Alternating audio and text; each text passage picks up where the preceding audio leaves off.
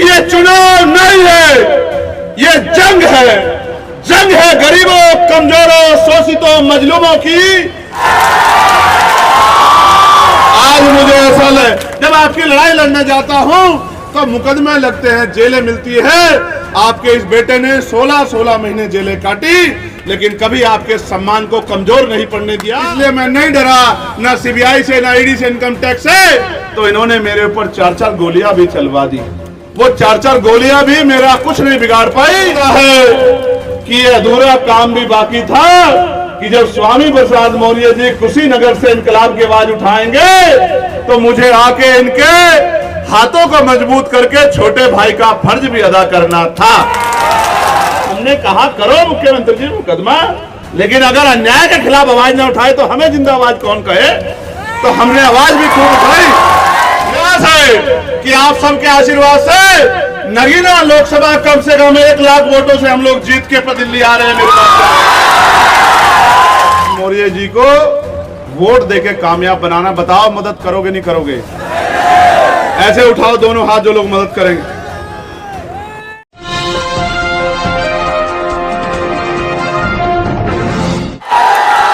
जैसे राय का स्वागत हुआ वैसे ये भीड़ बड़े देश के साथ।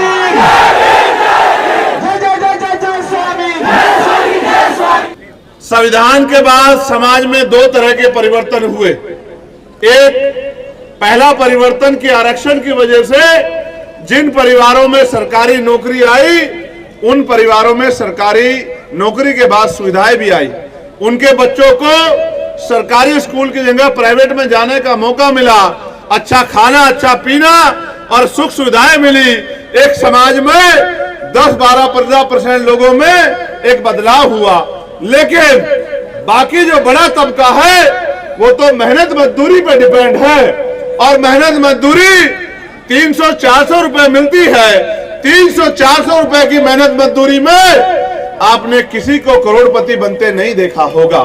और 300-400 रुपए की मेहनत मजदूरी में आप बुनियादी सुविधाएं भी हासिल नहीं कर सकते हैं।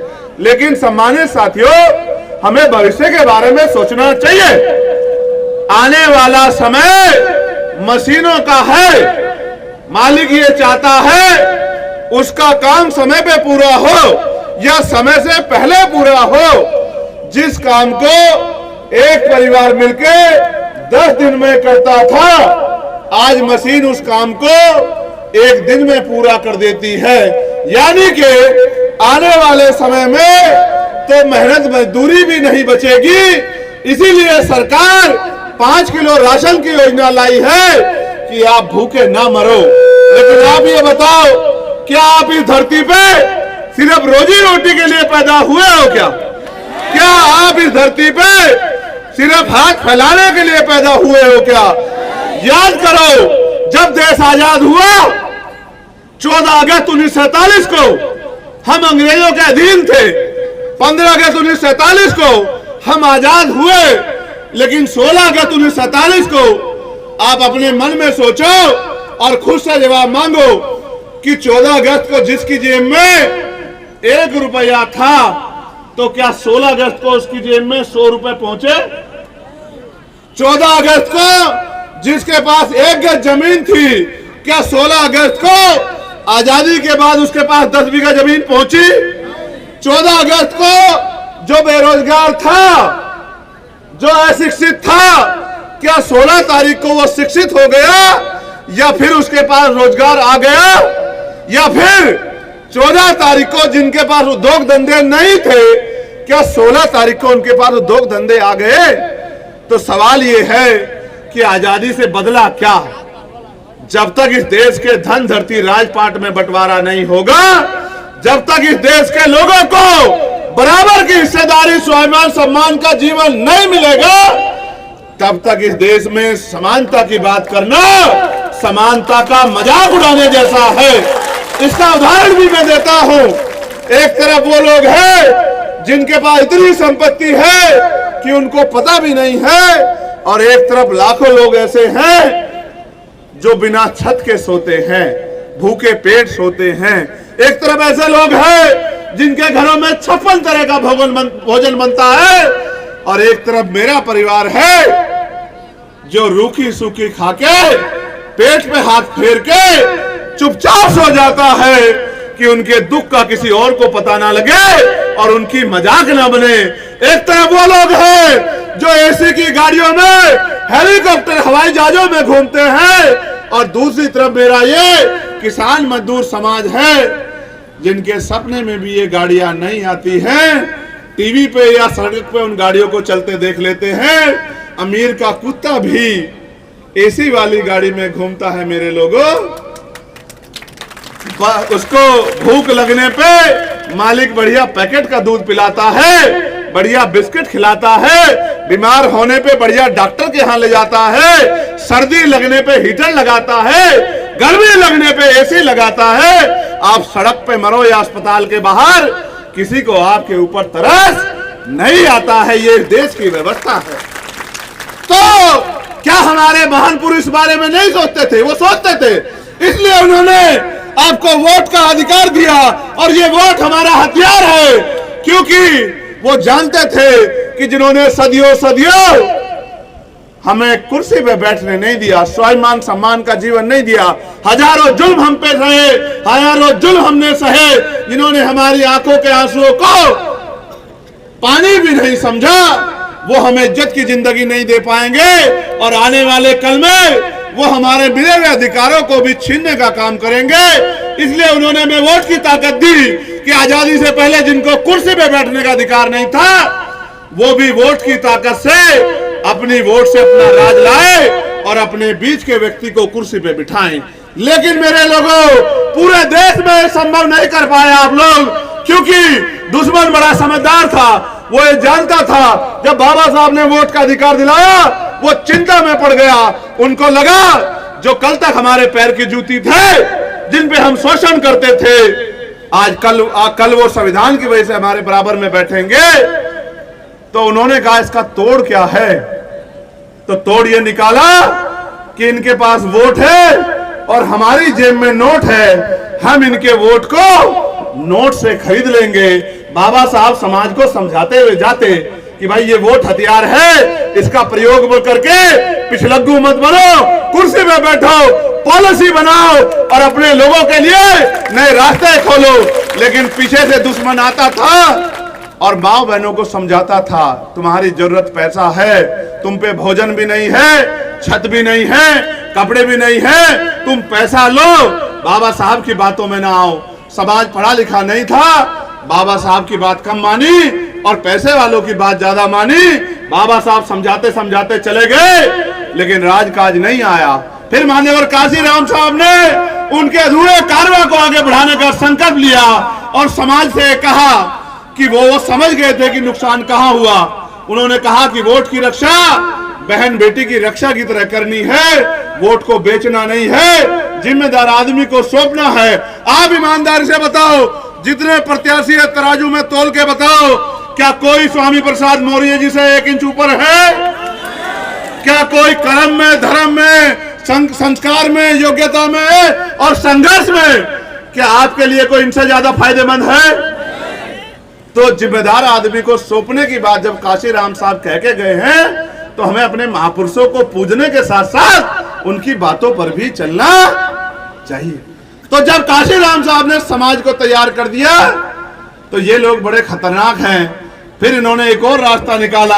आज उस रास्ते पे मैं चर्चा नहीं करूंगा, उसका कारण है क्योंकि आपको वो चर्चा शायद पसंद ना आए, क्योंकि मानसिक गुलामी अभी आपके मन से दूर नहीं हुई है और आपने जान लिया है कि मैं क्या कहना चाहता हूं। लेकिन हमारा बना बनाया आंदोलन, हमारा बना बनाया आंदोलन दुश्मन ने लूट लिया, हमारी ताकत को दुश्मन ने अपने कब्जे में ले लिया। फिर मेरे जैसे लोगों को दल बना के महापुरुषों के अधूरे कारवा को आगे बढ़ाने के लिए संघर्ष करना पड़ता है, उसकी कीमत चुकानी पड़ती है।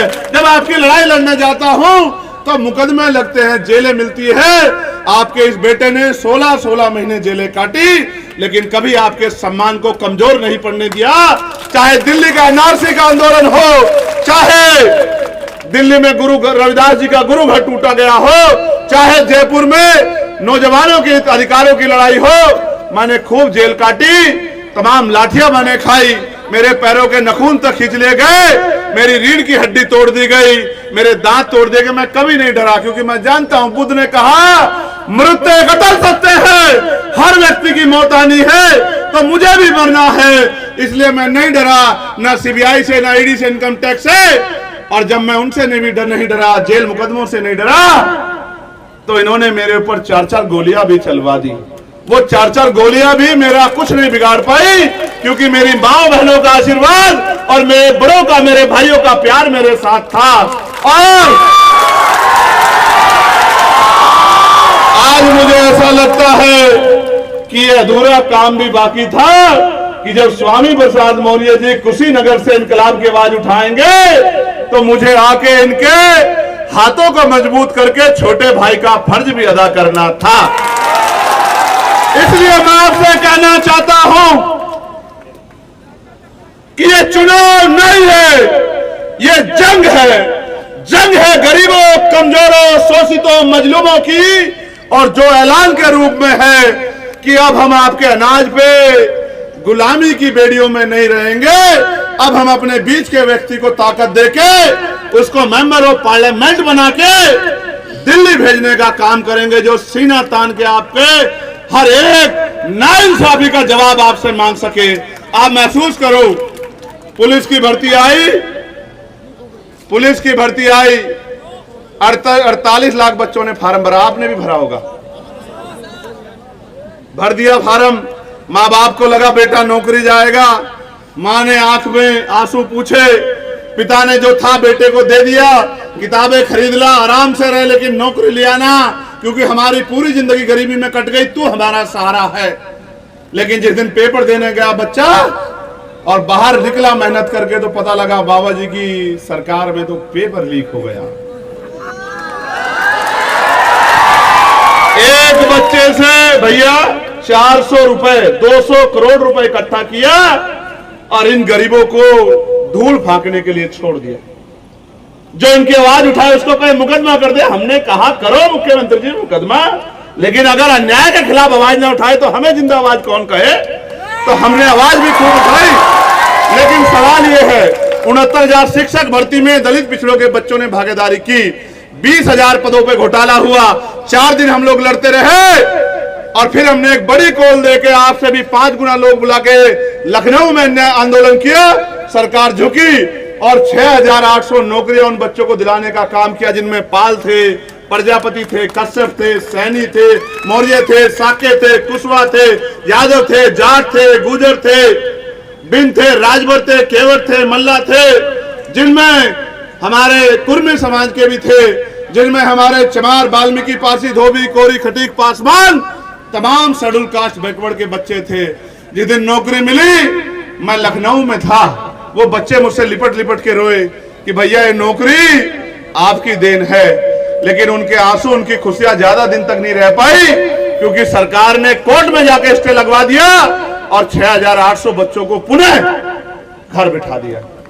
दरोगा भर्ती हुई, उसमें घोटाला हो गया, और भर्ती आई पटवारी सेक्रेटरी, उनमें घोटाला हो गया। लेकिन सवाल यह है, अगर स्वामी प्रसाद मौर्य जी वो बहुत कुछ आपसे कहना चाहते थे, लेकिन उनका गला खराब हो गया है, तो हमारे यहाँ एक परंपरा सदियों चली आई है कि जब बड़े भाई का कोई काम अधूरा रह जाए तो छोटे भाई को उसको पूरा करना होता है।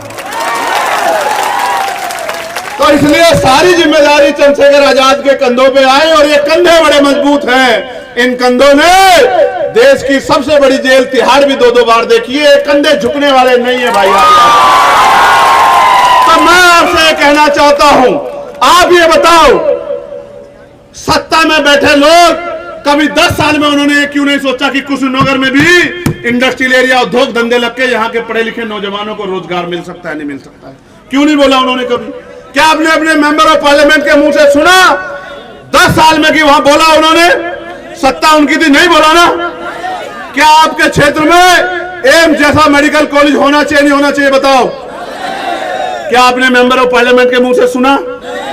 इसका मतलब आपकी समस्या आपके नेता की समस्या नहीं।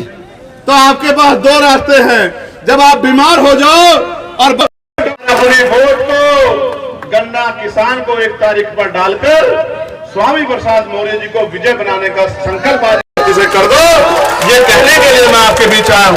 आप मेरी बात पे गौर करना नौजवानों, हमारा सबसे बड़ा हथियार वोट तो है, लेकिन एक और हथियार है जो बाबा साहब कह गए कि शिक्षित बनो। आज इन्होंने सरकारी स्कूलों में मास्टर बेचारे पढ़ा नहीं पाते, उनकी ड्यूटी कहीं कहीं लगी रहती है, चुनाव में यहाँ पोलियो वोलियो तमाम, लेकिन सरकारी स्कूलों में पढ़ाई जीरो कर दी, क्योंकि गरीब का बच्चा जाता है वहां, जाता नहीं जाता है।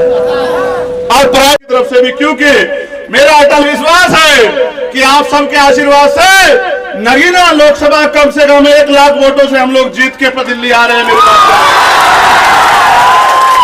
पुलिस के लोगों को 8 घंटे की ड्यूटी मिले, सप्ताह में 1 दिन छुट्टी मिले, वेतन विसंगतियां दूर हो, और इनको भी जहां ये ड्यूटी हो वही एक कॉलेज बना के, हॉस्पिटल बना के इनके बच्चों को भी अच्छी शिक्षा लेने में मदद की जाए। इस बात के लिए भी हम लोग आवाज उठाएंगे, क्योंकि हम तो हर शोषित की आवाज उठाने वाले हैं। मेरे सामने कई और चीजें रखी हैं कि पडरौना चीनी मिल भाजपा सरकार ने बिकवा दी, कुशीनगर एयरपोर्ट 2 वर्ष पहले लोकार्पण किया, किंतु नहीं, ये सच नहीं कि आज तक जहाज नहीं चला। मैं कुशीनगर से एक बार गया, मैं झूठ नहीं बोलता हूं भैया। हाँ, मगर बंद करवा दिया। मैंने सोचा यहां आना था कि जहाज से चलूंगा, लेकिन जहाज क्या, जितने पोर्ट थे, एयरपोर्ट थे, रेलवे थी, बीएचएल थी, बीएसएनएल था, वो सारा ही तो बेच दिया अडानी अंबानी को। अब कहां से जाए हवाई जहाज में, आप बताओ ना भाई। वो लगाए टैक्स वहां मजबूत। मैं आपसे कह रहा हूं मेरे भाइयों बहनों, मेरी माँ, आपने पिछले 4 घंटे बड़ी शिद्दत से यहां बैठ के हमें सुना, पसीने पसीने आप हो गए, हमने देखा। हम ये चाहते हैं कि इस क्षेत्र में इंडस्ट्रियल एरिया लगे और high school, inter, BTech, MTech, ITI, polytechnic, MBA, MCA, BCA, BBA, तमाम नौजवानों को, बहनों को रोजगार की व्यवस्था इस क्षेत्र में हो कि मुंबई और दिल्ली उन लोगों को ना जाना पड़े। हम ये चाहते हैं कि महिलाओं के लिए कुटीर उद्योग लग के घर पे रोजगार की व्यवस्था हो, जो उनको सर पे ईंटें ना उठानी पड़े, किसी के खेत में बाबू के मजदूरी ना करनी पड़े, कोलू पे भट्टे पे काम ना करना पड़े, दूसरे प्रदेशों में जाके पसीना ना बहाना पड़े, आपको भी इज्जत सम्मान की जिंदगी मिले। तो आपका बेटा आपसे वादा करता है कि हम संघर्ष करेंगे कि इस क्षेत्र में कुटीर उद्योग लगा के हमारी माओ बहनों को रोजगार मिलने का काम हो, उनको सम्मान की जिंदगी मिले। और 500 रुपए की पेंशन देती है सरकार, विधवाओं को, विकलांगों को, वृद्धाओं को। भैया ये पानी की बोतल जो रखी है, दिए उठा के, ये 20 रुपए की आए, 1 लीटर पानी की 20 रुपए की भैया। अगर साफ पानी ही पी लो 30 दिन तो भैया 600 रुपए का बैठे। डॉक्टर कहे 5 लीटर पीना चाहिए, 1 लीटर ही पी लो तो 600 रुपए का बैठे। सरकार कहे कि 500 रुपए में पूरे महीने घर चल सकता है। अब भाई उनको क्या पता गरीब का घर कैसे चलता है, उनको क्या पता। 500 रुपए में तो अच्छा जूता भी नहीं आता, सर्दी में अच्छा कंबल भी नहीं आता। ये अमीरों की सरकार गरीबों का मजाक उड़ाती है, तो गरीबों को भी ठान लेना चाहिए कि इन अमीरों की सरकारों को उखाड़ फेंके। और मैं आपको एक और बात बताता हूं अंदर की, कि स्वामी प्रसाद मौर्य हार जाएं और भाजपा चाहे जीत जाए, इसके लिए भी दूसरी पार्टियों के लोगों ने बहुत सारे षड्यंत्र किए हैं। इसलिए मैं आपको कह रहा हूं, किसी की बातों में मत आना। यहाँ बड़े बड़े नेता आएंगे 28-29 तारीख में, पल्ले पसार के वोट मांगेंगे, आपको भाई बहन बताएंगे, लेकिन ये कभी नहीं बताएंगे कि जब एनआरसी में जुल्म होगा, खाल खींची जाएगी महिलाओं की, मेरी बहनों माओ की, तो जमा मस्जिद पे जाके चंद्रशेखर आजाद लड़ता है, 29 दिन तक जेल चंद्रशेखर आजाद काटता है। जब तबलीगी जमात का मामला आता है, मौलाना साद का मामला आता है, मौलाना कलीम सिद्दीकी का मामला आता है, नासिर जुनैद को राजस्थान में पीट के मार दिया जाता है, जब अखलाक का मामला आता है, पहलू का मामला आता है, नजीब का मामला आता है, नजीर का मामला आता है, तो उनकी माओ के आंसू पोंछने के लिए अकेला चंद्रशेखर आजाद खड़ा होता है। तब ये नेता ऐसे सर में पल्लू रख के घर में जाके छिप जाते हैं। मैं चंद्रशेखर आजाद आपसे दोनों हाथ जोड़ के मदद मांगने आया हूं। मैंने अपने चुनाव में किसी के आगे हाथ नहीं जोड़े, ईमानदार से बता रहा हूं, आप देख लेना, पता करा लेना, मेरा नेचर है। लेकिन क्योंकि मैं समझता हूं कि स्वामी प्रसाद मौर्य जी का पार्लियामेंट में आना कितना जरूरी है, जब मैं सरकार का कुंडा बंद किया करूंगा तो ये खोल दिया करेंगे, और जब ये बंद किया करेंगे तो मैं खोल दिया करूंगा। और अब जब दोनों भाई वहां होंगे, आज जो विपक्ष के लोग कहते फिर रहे हैं कि संविधान बचाना है, बचाना है, बचाना है, बचाना, आरक्षण बचाना है, बचाना है, लोकतंत्र बचाना है, भैया मगर तुम तो यहीं थे, इतनी बड़ी बड़ी पार्टियां लेके क्यों नहीं रोक पाए इनको? क्यों नहीं रोक पाए? 2 बार में ये लोग कामयाब हो गए, क्यों नहीं रोक पाए? ये जहां रुकेंगे भी विपक्ष की वजह से नहीं, जनता के आक्रोश की वजह से, क्योंकि ये चुनाव जनता लड़ रही है, कोई नेता नहीं लड़ रहा है। हर जाति धर्म के लोग दुखी हैं, बहन बेटियां सुरक्षित नहीं है। हाथरस की घटना आपको याद होगी, और मेरी पीठ पे पड़ी एक एक लाठी आपको याद होगी। इसलिए मैं आपसे कह रहा हूं, संविधान बचाना है, लोकतंत्र बचाना, आरक्षण बचाना है, लेकिन उसके साथ साथ नौजवानों को रोजगार भी दिलाना है, महंगाई से निजात भी दिलाना है, आपकी छीनी हुई जमीन भी दिलानी है, और आपको आगे बढ़ने के अवसर भी दिलाने हैं। लेकिन ये काम उनके बस का नहीं है जो कह रहे हैं कि आज संविधान बचाना है। ये काम वही कर सकते हैं जिन्होंने मेरी एक आवाज पर 2 अप्रैल 2018 को भारत में इनकलाब ला दिया था, जिन्होंने 17 लोगों ने बलिदान देके हमारे अधिकारों को बचाने का काम किया था। इसलिए मैं आपसे कह रहा हूं कि स्वामी प्रसाद मौर्य जी को वोट देके कामयाब बनाना। बताओ मदद करोगे नहीं करोगे? गन्ना किसान के निशान पर डालकर स्वामी प्रसाद मौर्य जी के हाथों को मजबूत कर। दूसरी बात, ये तकनीकी हो गई, ये फोन हुआ है नहीं है तुम्हारी जेब में, जरा निकाल, बाहर निकाल, जरा देख ले किस किस पे निकाल, सब लोग बाहर निकाल, तभी पता लगे नहीं लगे। तो इसमें 100 नंबर होगा नहीं होगा? बुआ का नंबर होगा, फूफा का नंबर होगा, भाभी के मायके का नंबर होगा, बहन के ससुराल का नंबर होगा, होगा नहीं होगा? माई बेटियों की जहां शादी कर दी उनके ससुराल का नंबर होगा, बेटे की ससुराल का नंबर होगा, मासी का नंबर होगा, है, सबका नंबर हो ना। तो एक एक फोन यार कर दियो, कर दियो नहीं कर दियो? और क्या कहो कि अब की बार और हमारे यहाँ कहावत हम पिछली बार भी सुनाए, फिर सुनाए। आ जाओ आगे आ जाओ। एक हमारे हरियाणा के साथी हैं मनोज दुवन साहब, वो एक सभा में हमें सुनाए, बड़ा पसंद आए, हमें तुम्हें पसंद आएगा, सुन लेना चाहिए। वो कहे कि ज्यादा कुछ करने की जरूरत नहीं है, हर आदमी अपने साले को फोन करेगा। क्या करेगा? साले को फोन, और उसका साला अपने साले को फोन करेगा, और उसका साला अपने साले को फोन करेगा। और जब हर साला हर साले को फोन करेगा तो कौन साला बच जाएगा जिस तक गन्ना किसान की बात है। तो इस तरह से हर आदमी गन्ना किसान के साथ खड़ा हो जाएगा। और 5 दिन आप पे बाकी हैं, ये समझ के लड़ना कि स्वामी प्रसाद मौर्य नहीं लड़ रहे, आप सब लोग लड़ रहे हैं, आप सब लोग स्वामी प्रसाद मौर्य हैं। और एक एक वोट, ये जो बीएसपी के लोग हमारी खूब मदद कर रहे हैं भाई, इनका भी बहुत बहुत धन्यवाद। आप तो हमसे पुराने मिशन के लोग हो, हम तो आपको देख देख के आगे बढ़े, क्योंकि मान्यवर काशीराम साहब कह के गए कि जिंदा लोग मिशन नहीं चलाते और मुर्दा लोग रुकन नहीं दे। हम इस मिशन को, कारवा को रुकन ना दे। बाबा साहब अम्बेडकर मान्यवर काशीराम साहब का अधूरा सपना पूरा करें, इस देश में मानवता का राज स्थापित करें, उसमें मदद करा दियो नहीं करा दियो? दोनों हाथ उठाओ बिरे से।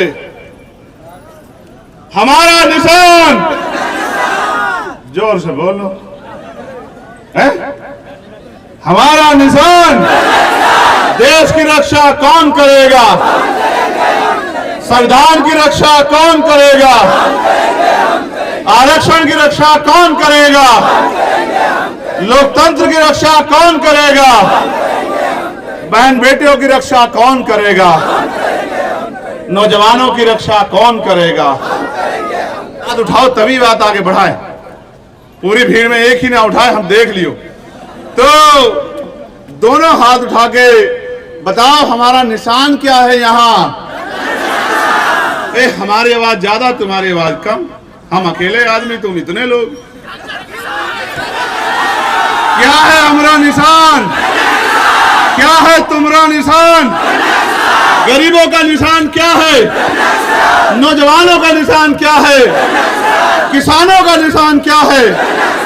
दलितों, पिछड़ों, मुसलमानों का निशान क्या है? न्याय पसंद हर जाति धर्म के लोगों का निशान क्या है?